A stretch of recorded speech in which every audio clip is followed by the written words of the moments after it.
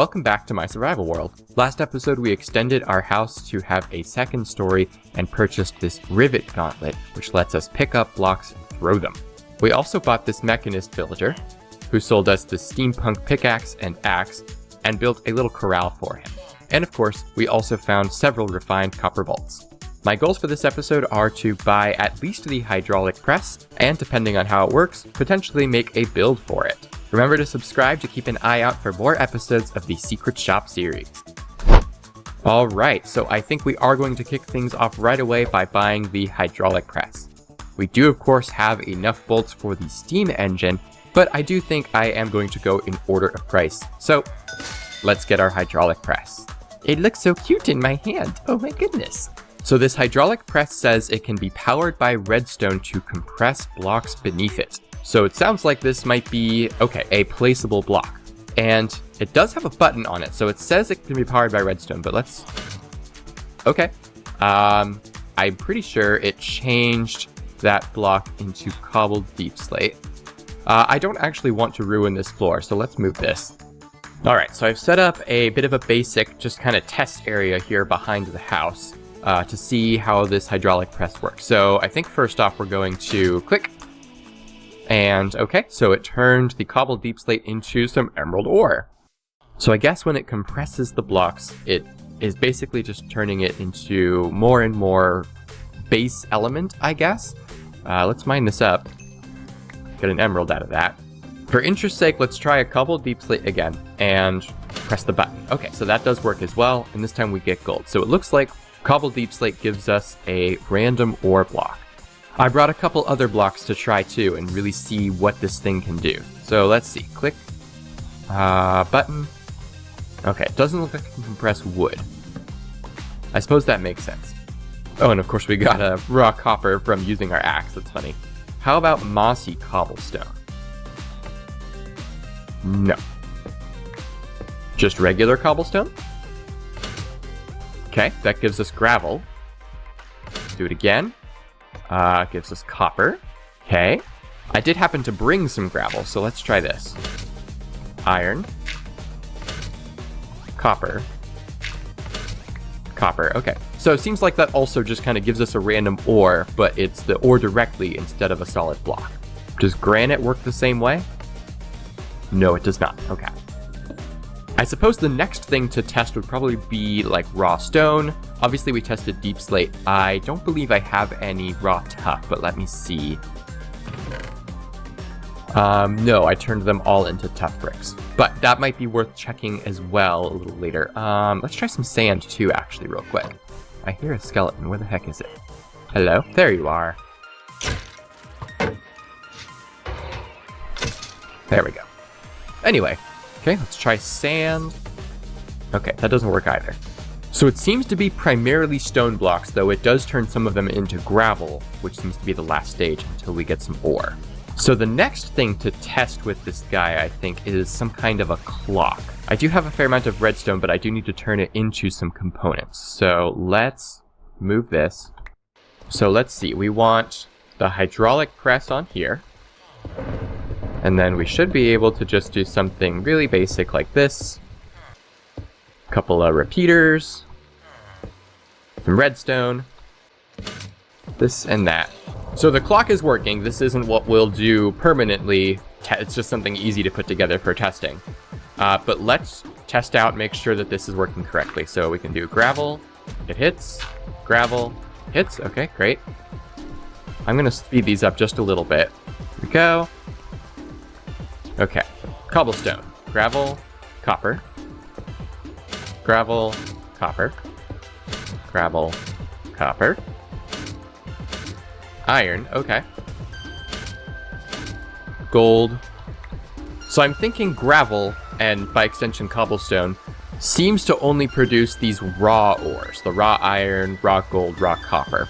And then if we want more ores, such as emerald, then we can use deep slate, cobbled deep slate, to turn those into the solid ore blocks, and then we have to mine those ourselves. So a very interesting relationship here. I do think that it would be really cool to build at least like a stone generator, a cobblestone generator that feeds into the hydraulic press and then have a clock that runs on that, and we just generate a whole bunch of gold, copper, and iron, just kind of continuously. I do think we'll build that separate from the house, because the sound of the hydraulic press as well as the pistons to push the cobblestone into it are just going to be really annoying when they're running 24/7. For now, we're going to pick this up, pick the rest of this up, and wait through the night, and wait for this storm to end, because, oh my gosh, is it loud. And look at that, another rainbow. I saw a zombie over here, let's take care of him real quick. Just the one? Think so. Hello. I love this rivet gauntlet. It's so strong. Alright, creeper. Stay back. It's actually pretty hard to aim with this thing. There we go. So this build doesn't need to be super big. I think we'll kind of put it a little bit over here. Again, just a little away from the house. We probably will still be able to hear it from here, but it shouldn't be too bad. And if I really need to, I can just turn down my block volume or something. Now, in terms of the design, I'm wondering, I think it would actually be really cool if we go and excavate the trail ruin today, and as we're doing so, taking the blocks that we like, the terracottas, I think there's usually stone bricks or something, or mud bricks rather, taking those and using those as our block palette for the build here. I think that sounds really cool. So I think that is where we'll start. So let's see, we need a feather and a copper ingot to make a brush along with a stick. So that'll let us dig up this suspicious gravel as well. So I'm really hoping that none of the trail ruin is under the water. They can be pretty big, but I think I'd be able to tell. Oh, actually, hold on. Is that suspicious gravel?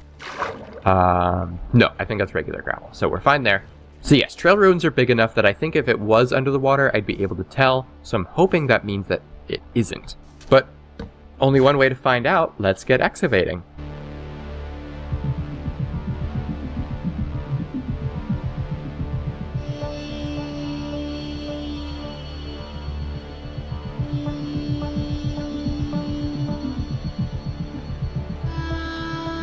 So we've now excavated quite a bit of this tower here.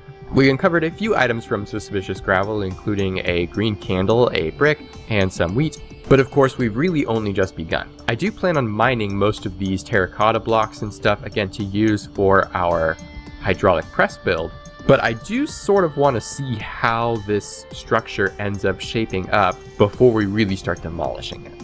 And of course, it is getting late, so we'll be bouncing back and forth between here and the house for a little bit.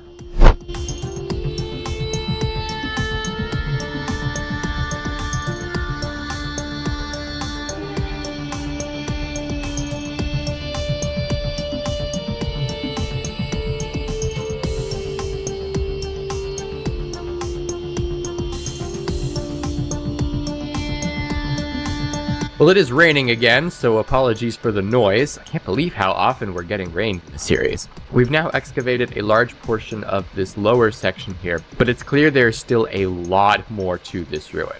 However, we've now gone through 2 iron shovels, and I think we have enough blocks exposed by now that we can make a lot of progress on building materials for our hydraulic press build. So, since we have this steampunk pickaxe, I think I will put that to use and mine up all these blocks here.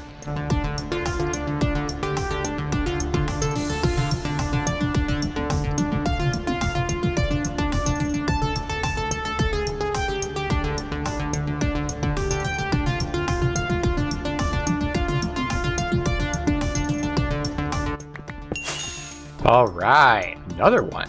This is now the 3rd copper bolt that we've found while mining that popped out of a block. At first I wondered if this was just sort of a random event, sort of like the copper bolt that popped out of the chest of loot at the village. But now I'm starting to wonder if it is the steampunk pickaxe that's causing this, and then maybe if the steampunk axe can do it. Their descriptions don't say that they do that, but I guess it could be a secret. It's hard to say.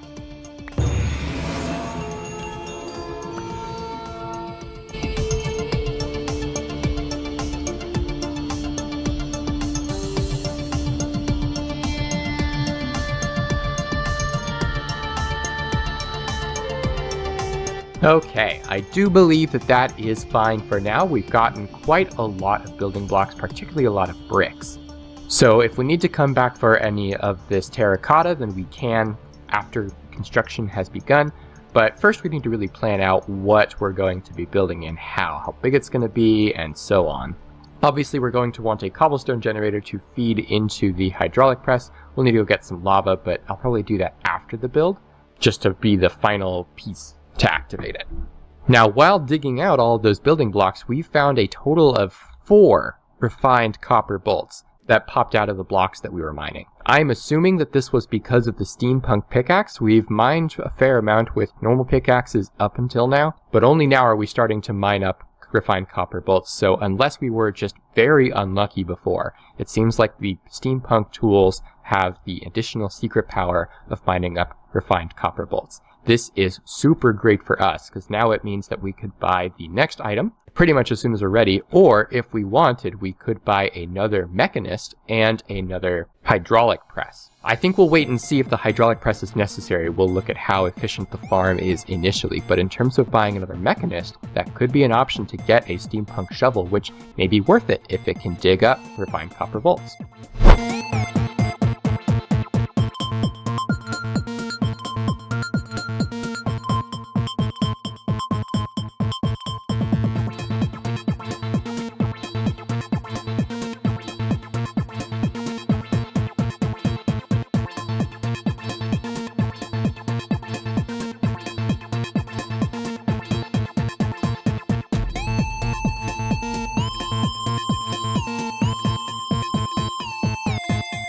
And here we are, our completed hydraulic press farm. It isn't super fancy. I opted to go with a sort of open air design. I thought that worked better with the colors and blocks that we had available from the trail ruins, and kind of just makes it a little bit more true to their design. We've used some of the glazed terracotta here at the front, but in the back it just becomes bricks, because for one we didn't have a whole lot, and for two I think it works just fine. And we're also using bricks for the cobblestone generator here in the middle, which is of course the main feature. Right now we have a super simple clock. It isn't on right now. I have to place one last torch to start the machine. But I think once we have quartz from the Nether, then we will put together a more sophisticated clock with probably hoppers and comparators, or possibly observers. We'll kind of see how that shakes out. I do hope to be able to expand this, assuming we have the copper bolts to buy more hydraulic presses if we feel we need them. But at least for now, this should work very well with the hydraulic press that we have. So let's go ahead and get that in place. And of course it got activated by the redstone right away, so we already have some gravel. Went ahead and got the lava and water already, so once I place this torch, I believe, yep, great. Oh, uh-oh. Looks like it's not quite fast enough. Let's,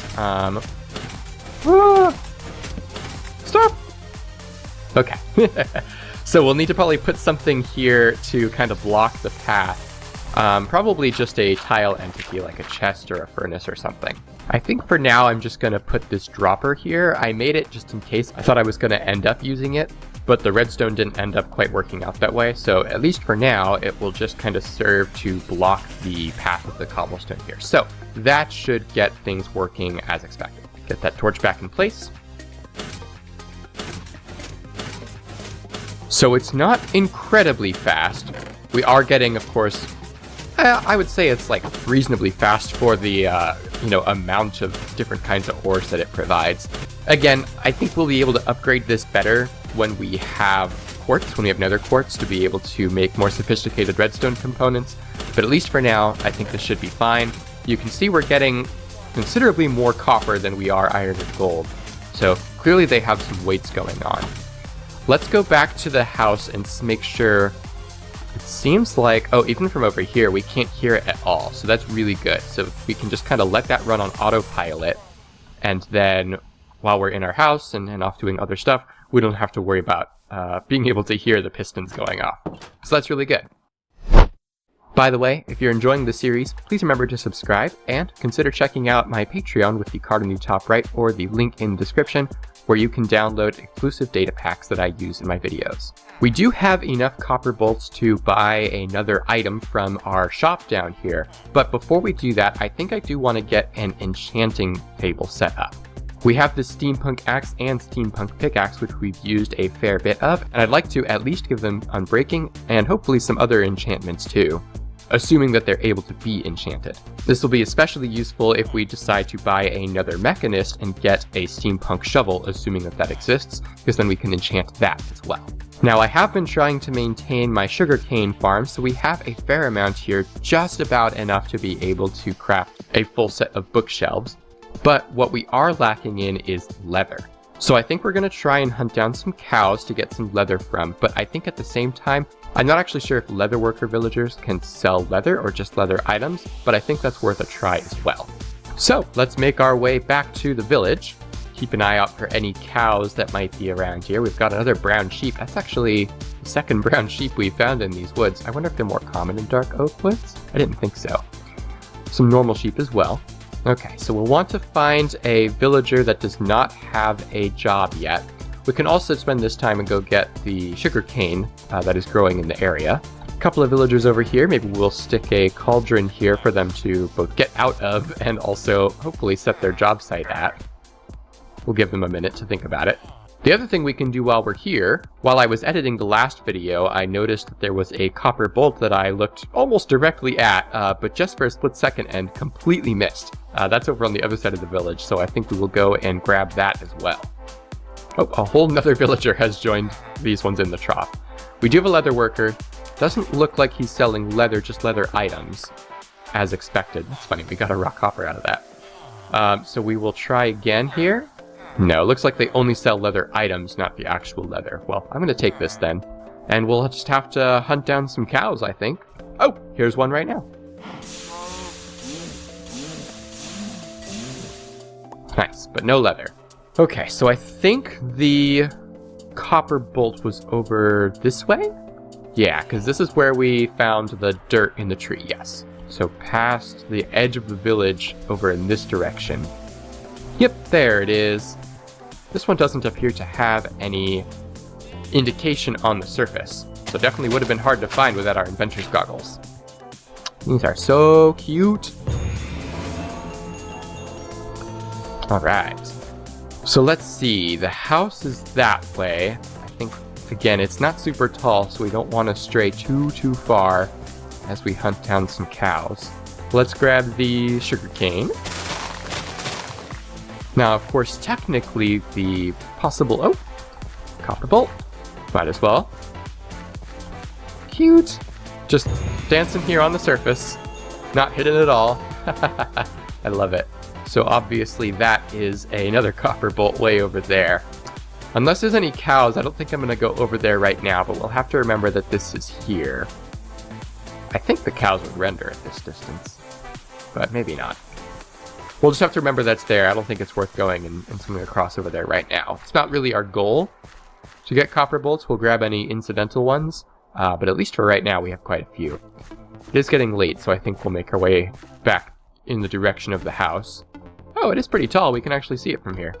Well, since we've been out exploring all day, let's see what the yield is here. Holy cow! That is a lot of copper. Good amount of iron. Gosh. We don't have an immediate need for it right now, so I'm not going to start smelting it at the moment. We only have so much coal, after all. Let's see. I think I might try going this way. There's the village. Our house. Pig. Several pigs. Aha! Back towards the village. Aha! More cow. There's some leather. Oh, there's some more. Okay, I just didn't explore the whole village, I guess. Oh, another copper bolt. Conveniently in the direction that we're searching. Another copper bolt. Might as well grab it.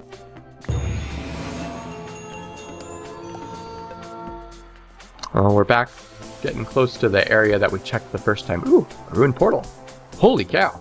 This ruined portal is completable. Wow. Ooh, ow. pretty decent loot. Let's grab that. I'll grab that gold block there as well. Well, let's see. This is in theory very easy to find again. I think I'll go ahead and complete this portal rather than move it, just because it's going to take too long. We'll grab this corner piece as well. Bloop, bloop. Great.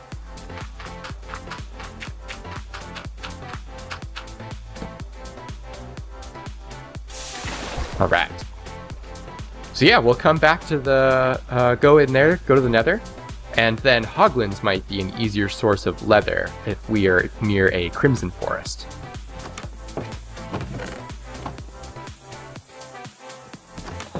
All right, let's grab that.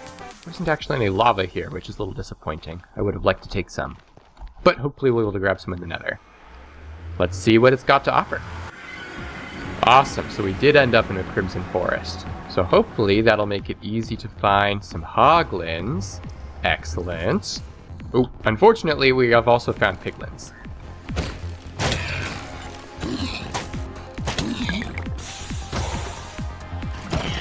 Okay, so getting surrounded is not preferable, but we did find a hoglin and it did drop a leather.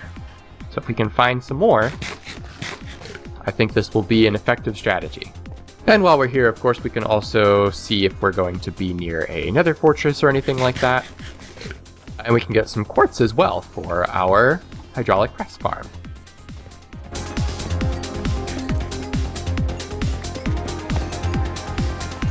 I don't want to get too distracted from the goal, though. Finding hoglins is the #1 priority, I think. Though there don't really seem to be a whole lot nearby. My goodness.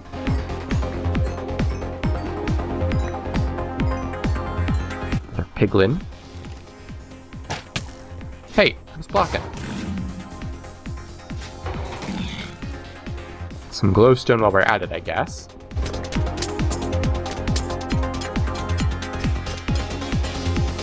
I'm realizing we do have that farm. If I grab some lava, I wonder if it'd be even better. Well, there's some hoglins there. I'll kill them real quick, but if we grab some lava, we can smelt up the gold that the hydraulic press farm is generating and barter with some piglins. And hopefully that will give us a lot of leather.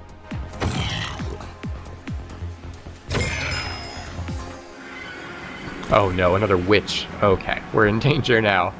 Okay, we're near the house. We'll get to sleep. We'll start smelting up some gold. So the smart thing to do is to make a blast furnace first. We have some iron for that. And I think we'll make a hopper as well, just to help feed into the blast furnace. Okay, blast furnace acquired. I think we'll place that right there. Get the hopper on top of it. I'm gonna put the lava in there right away. And let's go grab some of the ore. Still going, that's good. Oh yeah, lots of gold. Primarily lots of copper. Might actually take all this copper and compress it. So we'll get the gold up in there. That'll start feeding in there, of course. There we go, just a more efficient storage space. Okay, and once we have enough gold, I'll make some golden boots. We'll head back to the Nether, capture some piglins, and barter with them. Now, notably, we also only have the 1 diamond, so I think really quickly while that gold is smelting, I'm gonna head down and try to find one more. I suspect that shouldn't be too hard, just a bit of a trek. These vines are growing in a very convenient way. Okay, so we want to come back this way to get into the larger cave. And then it does go deeper down there where we should be able to find diamonds a bit more easily. So let's see, just hunting diamond right now. Oh, and there's one right there, awesome. Technically we just need the 1, but if there are any other obvious ones, I think we'll grab that too. There's also some lava here I think I'll grab. There's one, excellent. Not too hard to get to. Holy cow, there's a lot of tropical fish in here. Oh, and some more down there, nice. Might as well grab the lapis too, since we're going to be enchanting. Okay, and I think that's probably sufficient for now. Oh boy, going to be dangerous to get out of here. There we go. Oh, it's raining again. Hopefully it's almost night. We can skip this. You guys will have to let me know in the comments if you would be okay with me turning off the weather for these series, because gosh is it annoying. But now we have tons of gold, so we'll go ahead and craft some golden boots and make our way back to the Nether to trade with some piglins. Okay, so we've got several piglins in the area. Let's make them a little pit here. Unfortunately, they're a little bit scared of the zombie piglins. Some more over here. They are struggling. Oh, hold on. There's a sparkly zombified piglin. That is exciting and a little bit scary, I think. Please go in the pit. Okay, one piglin down there. Some more on the way. If I could get one more in here, that would be really great. Okay, 24 leather I think should be plenty, along with the 10 we have back at the house. It is nighttime, so we'll have to be careful going back. Okay, it's morning now. We're cooking up the pork chops that we got from the hoglins, which we killed with a rivet gauntlet, so unfortunately they did not get steamed. But once we have that, we should be in a good position to be able to start on the enchanting setup.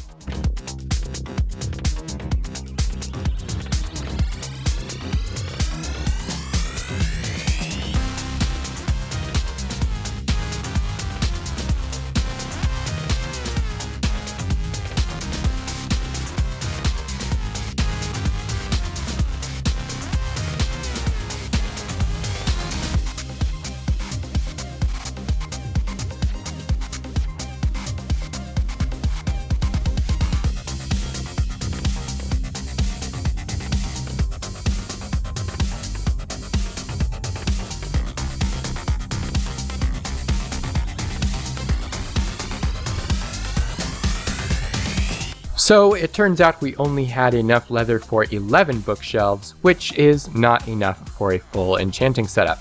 However, we also don't have 30 plus levels yet, so it's not like we could take full advantage of a full enchanting setup anyway. That's probably something we'll plan on doing early next episode. While chopping down the spruce tree for the walls of this third floor, we did find 2 refined copper bolts thanks to our steampunk axe, so we now have tons of bolts to spend in the secret shop next episode.